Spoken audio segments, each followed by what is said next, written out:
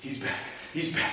He's back. He's back. He's back. He's back. He's back. He's back. He's back. He's back. He's back. He's back. He's back. Skull! What's going on, everyone? It's your boy, John Fry, and today we are reviewing the hot off the press new track from our man Jermaine J. Cole. So yesterday you might have seen my video talking about where J. Cole completely wiped his Instagram. Today he started dropping some cryptic clues, starting off with the cover for Middle Child, and then he dropped like an interview with Bob Marley where he was talking about fame, and he dropped a bunch of middle children like Lisa from The Simpsons and stuff like that, all teasing up to the track release, which happened 9 p.m. I guess EST tonight. Before we get right into the track, I just wanted to backtrack it a little bit and talk about his most recent projects to paint some context for the situation. So before I get into the track, I want to backtrack it just a little bit and talk about the two prior projects, For Your Eyes Only and KOD. From what I can tell, For Your Eyes Only got a lot of flack from hardcore fans, I believe, and then the general, rap populace alike. And then KOD, I feel like the fans were still rocking with it from what I could tell, but everyone else kind of had mixed feelings. So on For Your Eyes Only, it was a much shorter project. I actually thought it was pretty good. Of course, he had that song about folding laundry or whatever, but I thought it was a pretty solid project. I really liked how at the end, how he talked about, this was a story for the eyes only of his friend's daughter. I thought it was a pretty cool concept to tie it all back together. It was pretty short, pretty concise. I thought it was a decent project. Now over to KOD. So KOD, I really like in principle. I really liked in theory. Basically it was, KOD stands for King on Drugs, and it was talking about, of course, all the drugs, lean, Xans, different drugs that are currently in hip hop today, especially with the Lil generation. And again, I like it in principle, and I could see where he was heading with it, but I felt like the theme wasn't as cohesive as it could have been. I don't know. I mean, I guess he spent a lot of time on it because I think he had a year and a half in between the prior project and KOD, but to me, it just wasn't completely cohesive. That's all suffice to say that for the past two projects, it's been very mixed. I feel like people haven't been like 100% I'm rocking with this like they were, 2014 Forest Hills. So now out of nowhere, he drops this Middle Child track, and now we're all expecting this big collaborative album, Revenge of the Dreamers 3, that's gonna be coming out apparently very soon. And this track right here is basically Cole saying, I am the middle child. There's the older generation of, Hove and those guys, and then the younger generation of 21 Savage, Kodak Black, Lil Pump, etc., etc. So he sees himself, I think appropriately, in the middle of those two. He's not up with Hove and the OGs. He's not a Lil. He's kind of sitting right there in between. He came up in the, Drake 2010 era. So immediately we're hit with all these fanfare trumpets, brass, really like royal, kind of dark sounding, really exciting, and the beat was actually produced by T-Minus. I'll get into this lyric later. I believe he signed to OVO, and Cole references Drake later in the track about how, the rap industry wanted them to be beefing and throwing subs at each other, but they're not, and I thought it was pretty interesting that he just happened to choose T-Minus. I don't know if that actually inspired that bar, but I thought it was an interesting tidbit nonetheless. So in the first refrain, Cole is stating where I feel he has grown into in hip hop right now. So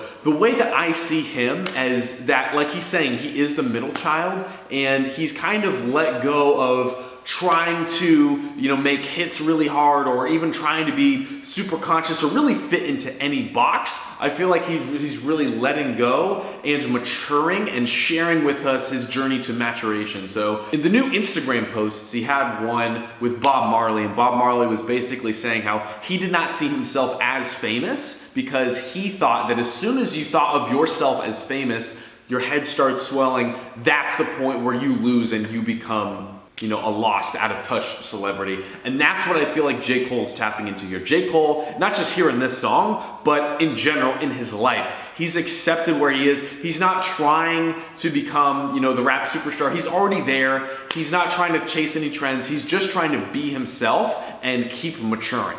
As soon as the first verse hits, this shit slaps, son. It slaps. Again, he's dropping some bars about, you know, I'm not popping any pills, but you know what? If you want to do it, do it. He's not trying to be preachy. He's just saying like, look, this is me, you're you, whatever, it's all good. I'm trying to keep moving forward. I'm in my bag. I don't know what you're in, but that's not what I'm worried about.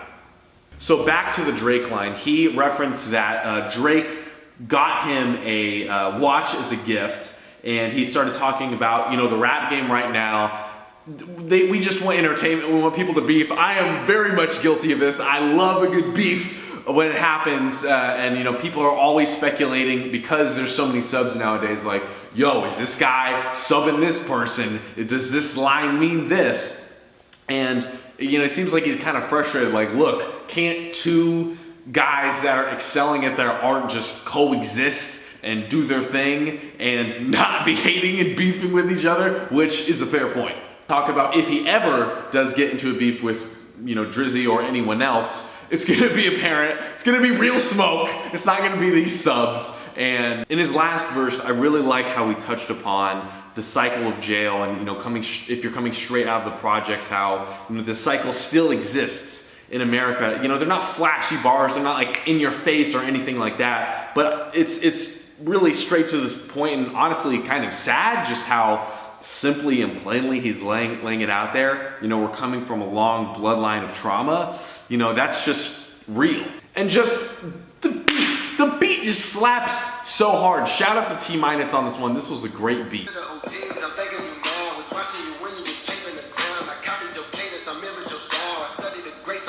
Right now.